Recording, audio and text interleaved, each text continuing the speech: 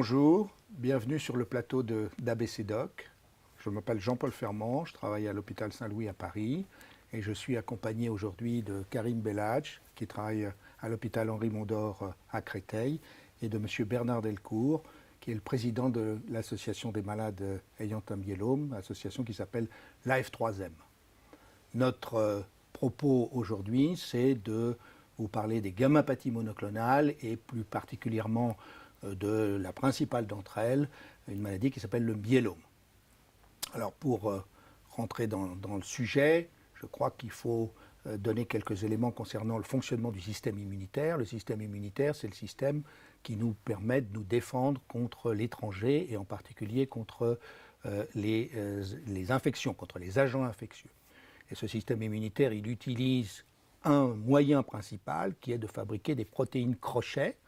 Dans notre sang, on a des sucres, des graisses et des protéines. Et dans les protéines, il y a différentes familles. Il y a l'albumine et il y a d'autres constituants. Et il y a une famille de protéines crochets qu'on appelle les immunoglobulines ou anticorps. Et pour nous défendre contre les microbes, étant donné qu'il y a beaucoup de microbes qui peuvent nous agresser, qu'il y a une grande diversité, le système immunitaire ne fabrique pas un seul crochet, mais toute une famille, tout un ensemble de crochets, un stock de crochets qui renouvelle en permanence. Et ce qui fabrique ce stock de crochets, ce sont des cellules spécialisées appartenant au système immunitaire, qui sont essentiellement dans la moelle osseuse, également dans les ganglions. Et ces cellules, une cellule fait un crochet, celle d'à côté fait un autre, la troisième un troisième, et ce système se renouvelle en permanence. Et quand un système tourne comme ça, il y a des accidents. Et la survenue d'un accident fait qu'une de ces cellules se reproduit à son image. D'une, elle fait 2, de 2, elle fait 4, 4, elle fait 8, ça s'appelle un clone. Et comme toutes les cellules du clone sont des jumeaux, fabriquent et synthétisent le même crochet, la même immunoglobuline, le même anticorps, on voit apparaître ce qu'on appelle une immunoglobuline monoclonale. On a un moyen simple d'étudier les protéines du sérum, qui est de les séparer par leur charge électrique, ça s'appelle l'électrophorèse. Et donc, quand il y a une tête qui dépasse, une immunoglobuline qui dépasse, sur l'électrophorèse apparaît un pic ou une bande étroite qui définit la présence d'une immunoglobuline monoclonale et qui définit donc ce qu'est une gammapathie monoclonale. C'est une situation fréquente, n'est-ce pas, Karim ? Surtout chez le patient âgé, enfin chez le sujet âgé, où passé 70 ans, 6 à 10% des sujets présentent cette immunoglobuline monoclonale. On s'est longtemps interrogé pour savoir si elle précédait le myélome. 2 études américaines portant sur un nombre conséquent de volontaires, plusieurs milliers dans chacune des études, ont démontré que dans la quasi-totalité des cas, elle pouvait précéder de plusieurs années la survenue d'un myélome. Mais le passage de l'immunoglobuline monoclonale isolée au myélome n'est pas obligatoire. Le risque a été évalué à 1% par an sur 20 ans, ce qui est un risque inférieur au risque de développement du cancer du poumon, par exemple, chez le fumeur. Ça veut dire, Karim, que quand on a une immunoglobuline monoclonale, on n'a pas forcément une maladie maligne agressive. Pas du tout. Il est vraisemblable que la majorité des sujets qui ont cette immunoglobuline vont mourir d'autres affections, de vieillesse, et ne vont pas développer un myélome multiple. Il faut savoir qu'il y a quand même quelques facteurs favorisant la survenue d'une immunoglobuline monoclonale. On a récemment mis en évidence que l'obésité était un facteur de survenue de cette immunoglobuline monoclonale. Donc, dans la plupart des cas, on a donc le clone dont j'ai parlé tout à l'heure qui dort, qui produit l'immunoglobuline monoclonale, mais on a là simplement une anomalie biologique et ce n'est que dans une fraction de ces situations qu'on peut avoir une évolution vers une cellule du clone qui devient agressive pour l'environnement, qui détruit ce qu'il y a autour et qui définit l'apparition d'une vraie maladie. Et la maladie essentielle dans cette situation étant le myélome. Monsieur Delcourt, donc, puisque vous avez un myélome, comment l'a-t-on découvert? Est-ce qu'il y a eu cette étape de découverte juste d'un pic, d'une gamma-pathie monoclonale entre guillemets bénigne, ou ce qu'on préfère appeler aujourd'hui de signification indéterminée, puisqu'on sait qu'il y a un risque faible, mais indiscutable, d'évolution vers la maladie avérée? Oui, alors dans mon cas personnel, non. Je ne sais pas quand ce clone dormant s'est installé chez moi. Simplement, une de mes passions, c'était de la course à pied. J'aimais pratiquer des semi-marathons et à 2 fois, à 3 mois d'intervalle, j'ai été, si vous voulez, victime d'une infection sévère, un rhume qui s'est dégradé, qui a fini par une infection pulmonaire. Voilà. Et la deuxième fois, mon médecin a trouvé, si vous voulez, ce tableau clinique un peu atypique et m'a encouragé à faire un check-up en hôpital. Et donc, alors que j'avais couru, si vous voulez, le samedi mes 20 km de préparation et que je m'apprêtais à courir un semi-marathon le samedi suivant, je me suis retrouvé le mardi soir à l'hôpital. Et le vendredi, j'avais l'annonce de mon diagnostic de myélome. Oui, donc les choses se sont passées très rapidement et sans que je n'ai cette période préliminaire en étant informé de ce clone dormant. Donc immunoglobuline monoclonale, le plus souvent, c'est une anomalie biologique. Parfois, malheureusement, la cellule qui a dysfonctionné, qui a déraillé, qui produit cette immunoglobuline monoclonale, est agressive pour l'environnement.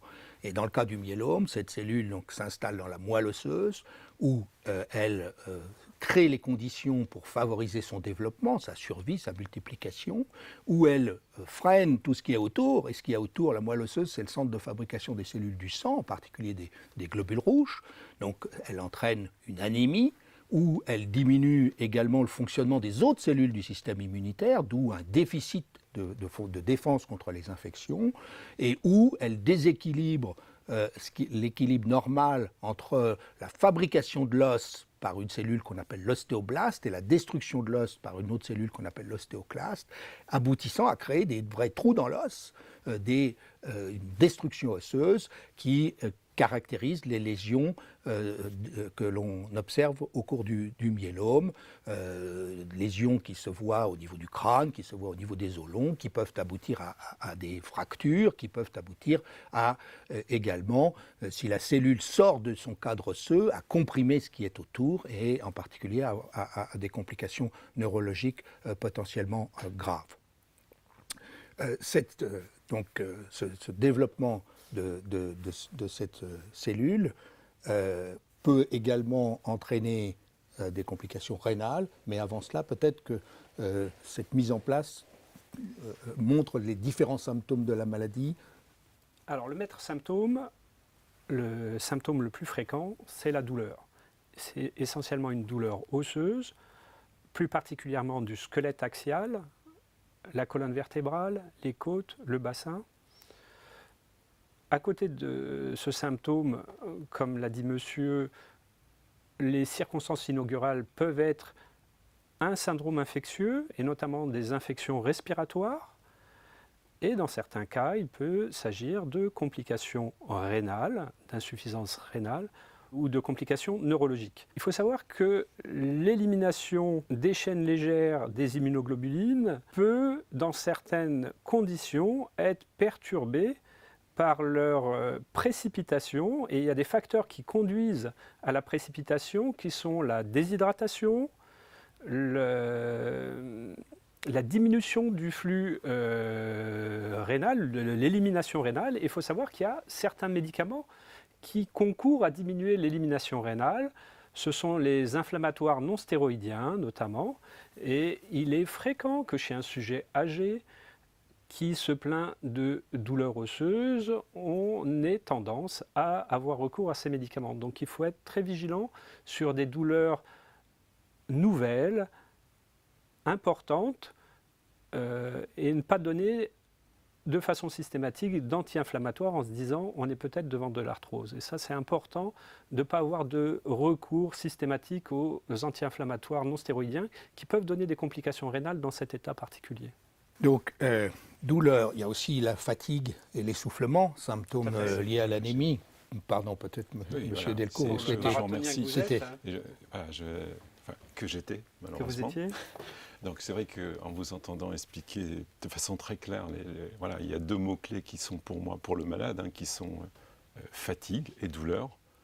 Et bien évidemment, quand au quotidien la fatigue prend le dessus, quand au quotidien les douleurs prennent le dessus, la qualité de vie du malade en est vraiment atteinte. Et voilà. Et nous, si vous voulez, donc en tant que malade du myélome, et je représente, je dirais, une communauté à peu près de 20 000 malades en France, et dont 1200, 1300 sont adhérents à l'association F3Z. Voilà, notre souci, notre préoccupation, c'est la prise en charge de la qualité de vie et comment faire, si vous voulez, pour que la fatigue soit la plus atténuée possible, comment faire pour que les douleurs soient mieux prises en compte. C'est quand même 2 éléments, si vous voulez, on a fait une enquête récemment qui ont montré qui gênaient vraiment le malade dans sa vie quotidienne. Donc, gamme-empathie monoclonale, le plus souvent, c'est une anomalie biologique qu'on peut surveiller. Myélome, parfois, c'est indiscutablement, ça on le comprend facilement en voyant tous ces symptômes qu'on vient de passer en revue, c'est une maladie grave, une maladie maligne, apparentée de la famille du cancer, où il y a une menace menace vitale à travers les infections, le rein, les compressions, etc. Ceci dit, et au cours des dernières années, fort heureusement, on a fait énormément de progrès dans le traitement du myélome. Et on a aujourd'hui les moyens de répondre un petit peu aux attentes que vient d'exprimer M. Delcourt, d'améliorer la survie des malades et d'améliorer aussi leur qualité de vie. Alors ça a pris plusieurs étapes, ça a été relativement vite finalement. Je dirais qu'au milieu du siècle dernier ou un peu après, on avait un seul médicament pratiquement. Ce médicament s'appelle l'Alkéran, peu importe. On l'a d'abord utilisé en augmentant la dose à travers le développement de stratégies qu'on a appelées traitement intensif avec autogreffe. Parce que quand on augmente la dose de ces médicaments, on attaque plus la cellule anormale, mais on attaque plus aussi les cellules normales, et en particulier les cellules normales de la moelle osseuse. Et c'est pour ça qu'on a dû définir des stratégies pour pallier, pour compenser cette destruction potentielle de la moelle osseuse, c'est-à-dire des cellules fabriquant les cellules du sang. C'est l'autogreffe. L'autogreffe, c'est un moyen d'administrer une dose supralétale de chimiothérapie. Autrement dit, on sait que si on donne cette dose et qu'on observe le malade, il a toutes les chances de mourir d'une complication infectieuse ou hémorragique. Donc on prélève un greffon, des cellules mères qui donnent les globules rouges, les globules blancs et les plaquettes, qu'on appelle les cellules souches, on les congèle, on donne une très forte dose de chimiothérapie et on réinjecte au patient son greffon, ces cellules souches, qui vont se mettre à fabriquer des globules rouges, des globules blancs et des plaquettes. Ces cellules souches n'ont pas vu la chimiothérapie, donc elles n'ont pas de frein à leur développement. Et cet artifice a permis d'améliorer notablement les résultats du traitement. De 2 médicaments, on est passé actuellement à 10 à 12 médicaments actifs, avec l'apparition de 2 classes de médicaments fondamentales que sont les imides, avec le thalidomide et le revlimide, et les inhibiteurs du protéasome, dont le premier agent utilisé est le bortezomib ou Velcade. La stratégie de traitement n'a pas fondamentalement changé. Il y a une induction avec les anciens et les nouveaux agents, une intensification thérapeutique avec autogreffe de cellules souches périphériques. On a démontré récemment que faire une consolidation, c'est-à-dire 2 cycles à 3 cycles du traitement d'induction après l'autogreffe, améliorait notablement la qualité de la réponse. Et on s'interroge actuellement sur l'utilisation au long cours d'agents nouveaux tels que les imides et les inhibiteurs du protéasome pour conforter cette réponse. Docteur Bellatch, cette stratégie donc avec autogreffe, qui s'est donc modifiée grâce à l'apport des nouveaux médicaments, et ce qui a permis de progresser, est-elle applicable à tout le monde, y compris à quelqu'un de très âgé ? Alors, on définit le patient âgé dans le myélome quand on a 66 ans révolus. Donc on est jeune avant 66 ans, et cette stratégie d'intensification thérapeutique s'adresse aux patients de moins de 66 ans. Pour les patients de plus de 66 ans, on utilise les nouvelles drogues associées aux anciennes, à l'alkéran dont parlait le professeur Fermand et aux corticoïdes. Et l'association de ces nouvelles classes de médicaments aux anciens médicaments a notablement amélioré la survie pour les patients les plus âgés qui ont plus de 66 ans. Et on peut traiter ces malades jusqu'à un âge très très avancé. On traite des malades de 80, 85 ans, donc on n'a pas de frein au traitement des patients, quel que soit leur âge. Il faut rajouter, pour répondre aux attentes de M. Delcourt, que en parallèle à ces progrès dans donc, le traitement, la chimiothérapie, c'est-à-dire le traitement cherchant à attaquer la cellule anormale, on a fait aussi beaucoup de progrès, on a beaucoup amélioré la prise en charge des complications de la maladie, en particulier au niveau de l'os, où on a des médicaments qui freinent le système qui détruit l'os, l'anémie, on a l'érythropoïétine, etc. On a donc beaucoup progressé dans le traitement des complications de la maladie, et au total, donc, on a augmenté la survie grâce à la chimiothérapie et augmenté aussi la qualité de vie avec donc la chimiothérapie, parce que quand elle permet d'obtenir une rémission, et c'est de plus en plus fréquent, cette rémission s'accompagne d'une amélioration des symptômes, d'un mieux-être, d'une disparition de la fatigue, d'une disparition des douleurs, et aussi donc avec les traitements associés. Maintenant, on a aujourd'hui malheureusement pas encore de vraie guérison. Est-ce qu'on a des espoirs supplémentaires pour encore améliorer les choses? Alors, il faut savoir que cette maladie vit une véritable révolution sur le plan thérapeutique, qu'on invente un nouveau médicament tous les ans, que de nouvelles classes de médicaments arrivent, notamment des anticorps monoclonaux, pour lesquels on fonde les plus grands espoirs.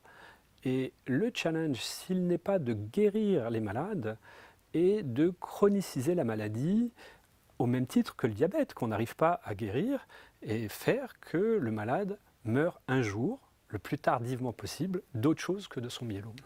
Il y a aussi, dans ces progrès qu'on a faits, il y a aussi des progrès dans la compréhension de la maladie, et ces progrès dans la compréhension s'accompagnent évidemment de meilleures approches, de meilleures définitions des stratégies thérapeutiques, de meilleures définitions des outils, mais aussi donc de la façon de les utiliser. Et là, dans ce domaine-là, il y a eu également énormément d'avancées. Donc, maladie qui reste grave, mais pour laquelle on a aujourd'hui de plus en plus souvent des rémissions, je dirais presque toujours, et de plus en plus souvent des rémissions longues, et de plus en plus souvent des rémissions de longue durée, et de qualité, et avec donc, comme vient de le dire le docteur Belladj, beaucoup d'espoir d'encore améliorer les choses, et à moyen terme, voire à court terme. Est-ce que ce tableau, ces perspectives vous satisfont? Voilà, bien évidemment, cette perspective me satisfait. Je dirais, nous l'observons que l'allongement de la durée de vie après traitement est de plus en plus importante. Alors c'est vrai qu'il y a toujours des valeurs moyennes, et quand on est du bon côté de la courbe, c'est toujours plus favorable que quand on est du mauvais côté. Finalement, pour un malade de myélome, son espoir, c'est de mourir d'autre chose que le myélome. Et je vois que dans l'association, aujourd'hui, il y a des gens qui sont atteints, chez qui on a diagnostiqué un myélome actif depuis plus de 20 ans et qui sont encore parmi nous. Et malheureusement, certaines personnes, qui étant maintenant très âgées, sont décédées d'autre chose que d'un myélome. Et l'espoir aussi qu'on a, c'est de rentrer encore, d'avancer dans la compréhension des mécanismes et de comprendre justement pourquoi certains individus, certains malades ont accès à des rémissions très longues, pendant que d'autres sont réfractaires aux traitements qui sont proposés. Et voilà, et de remercier toute la communauté scientifique que vous représentez pour tout le travail qui a été accompli et qui reste encore à faire. Donc, pour conclure, une forte note d'espoir, et déjà d'espoir qui se concrétise aujourd'hui. Merci de votre attention.